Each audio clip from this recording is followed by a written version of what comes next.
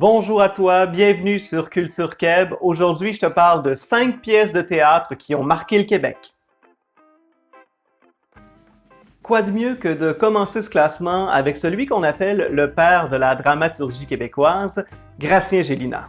En 1948, Gratien Gélinas veut écrire un film. Il faut dire qu'il est actif depuis quelques années sur les scènes du Québec, notamment avec ses Fridolinades, ses sketchs humoristiques mettant en scène son personnage de Fridolin, un orphelin qui s'amuse aux dépens du voisinage. En 1948, donc, il veut écrire un film, mais il n'a pas les fonds pour produire son film. Alors, il décide d'en faire une pièce de théâtre. Et contre toute attente, c'est un immense succès pour sa pièce Ticoc. La pièce est jouée partout à travers le Canada, dans plus de 500 représentations au Québec, au Canada et aux États-Unis. La pièce en 3 actes raconte l'histoire de Ticoc, un jeune soldat qui, dans le premier acte, on le comprend, est un bagarreur aguerri, mais qui, dans les actes suivants, va tomber en amour avec Marie-Ange, mais surtout tomber en amour avec la famille de Marie-Ange, lui qui n'en a jamais eu. Cependant, Ticoc est appelé à aller à la guerre et il fait promettre à Marie-Ange de l'attendre pour l'épouser à son retour. Chérie, je m'en vais à la guerre, mais attends-moi, moi te marier, mais que je revienne. Lorsqu'il revient, il apprend que Marie-Ange est déjà mariée et c'est la désillusion pour Ticoc. Ah, je m'excuse, babe. Je me suis marié avec quelqu'un d'occupation double. Trop tard. La deuxième pièce de cette liste est probablement la pièce la plus jouée en théâtre amateur au Québec. Il s'agit de la pièce Les Belles-Sœurs de Michel Tremblay. En 1968, Michel Tremblay a à peine 23 ans. Il vient d'un milieu ouvrier et il se rend compte que ce qu'il entend sur scène et à la télévision n'a strictement rien à voir avec ce qu'il entend à la maison et dans sa famille. On se rend compte que finalement, le Québec moyen parle pas du tout comme les acteurs qui parlent, eux, d'un français normatif qui n'existe pas vraiment. Tremblay décide alors de mettre en scène les expressions qu'il entend à la maison, mais surtout de mettre en scène cette langue québécoise qui lui semble plus réaliste et ce qu'on appellera plus tard le joual, un mot dérivé de cheval, qui mettra en scène donc à travers 15 femmes qui vivent une situation des plus abracadabrantes. Germaine Lauzon, personnage phare de Les Belles-Sœurs, a gagné 1 million de timbres qui lui permettra, une fois collé dans des livrets, de choisir ce qu'elle veut au magasin général. Elle décide alors d'inviter toutes les femmes de son voisinage pour coller les timbres dans une espèce de fête qu'elle veut conviviale. Cependant, c'est la jalousie assurée, les femmes en veulent à Germaine Lauzon et surtout en profitent pour se plaindre de leur situation. Et sur scène, ça se traduira par des monologues qui sont amenés vers le public où on comprendra que la femme des années 60 a ses propres mots et a ses propres mots dans les deux sens, mots MAUX et mots MOTS. Bref, même si la pièce est décriée dans les médias en raison du niveau de langage, Tremblay met surtout en scène des femmes fortes et nous raconte leurs histoires. Ces femmes deviennent des monuments intemporels qui, encore aujourd'hui, marquent le Québec. En 2010, René Richard Cyr reprend ce monument de la dramaturgie québécoise pour la transformer en pièce de théâtre musicale qui connaît un énorme succès sous les musiques de Daniel Bélanger qui fera des tournées jusqu'en France et encore aujourd'hui, la pièce tourne partout sur le territoire québécois dans une nouvelle mouture. Je suis l'air de quelqu'un qui a déjà gagné quelque chose. Je suis l'air de quelqu'un qui a déjà gagné quelque chose. La prochaine pièce de cette liste apparaît 10 ans plus tard dans le paysage culturel québécois et va faire un énorme tollé, surtout auprès de groupes religieux radicaux. Il s'agit de la pièce Les Fées ont soif de Denise Boucher. Difficile d'expliquer le contexte de cette pièce-là sans aborder directement de quoi parle la pièce.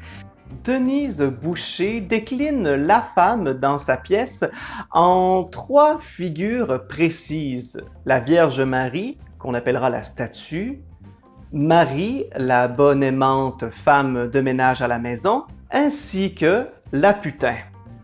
L'autrice veut ainsi montrer que la femme n'est pas réduite à une seule fonction, elle est un amalgame d'un tout. Et il faut dire que la représentation de la Vierge Marie vient choquer les groupes religieux. Nous autres, on manifeste! Vous manifestez pourquoi? Pour la liberté! On veut que la femme soit libre de savoir qu'elle n'a pas de liberté! Suivra alors des procédures judiciaires de certains groupes religieux pour empêcher les représentations de la pièce, mais c'est au terme d'un long processus judiciaire que le TNM et Denise Boucher gagnent à la cour et le TNM peut ainsi présenter Les Fées ont soif devant des spectateurs qui, disons-le, ont été plutôt curieux de savoir de quoi la pièce pouvait bien parler.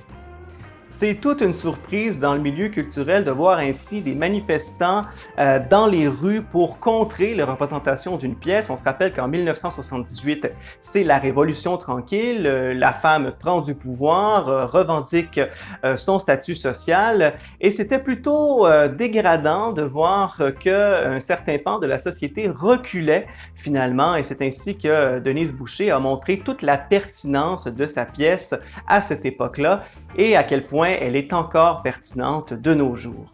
En 1979, la petite scène du Théâtre des Voyagements accueille une pièce alors inconnue à l'époque, Brou. Cette pièce, écrite par un quatuor d'auteurs talentueux, dont Francine Ruel, Claude Meunier, Louis Saya et Jean-Pierre Plante, détient aujourd'hui le record Guinness de longévité pour une même distribution dans une pièce de théâtre.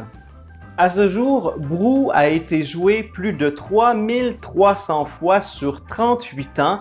Elle s'est arrêtée en 2017 avec la même distribution, soit Marc Messier, Michel Gauthier et Michel Côté. Attends là, ils ont joué la pièce pendant 38 ans. 38 ans?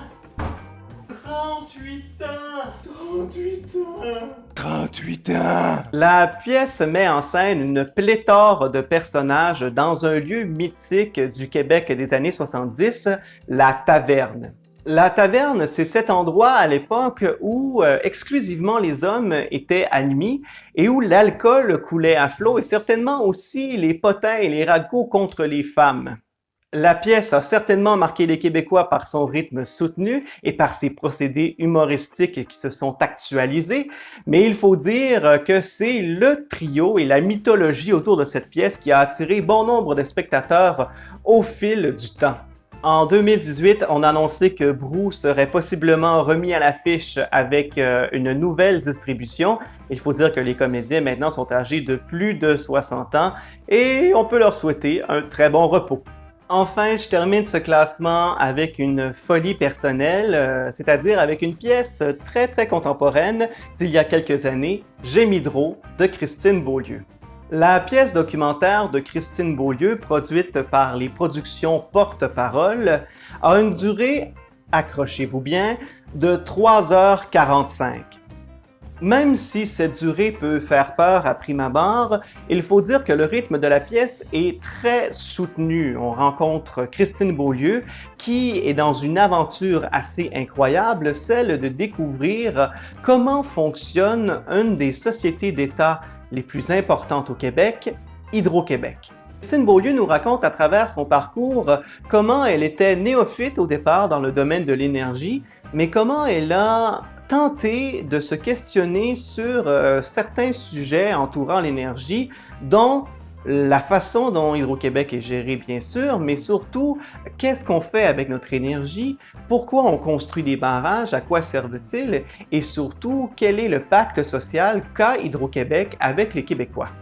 Sur scène, Christine Beaulieu est accompagnée de son acolyte Mathieu Gosselin, qui jouera à peu près tous les rôles dans cette formidable épopée où Christine Beaulieu se pose mille et une questions et nous raconte cette aventure de manière très humoristique, à sa façon, de manière très touchante.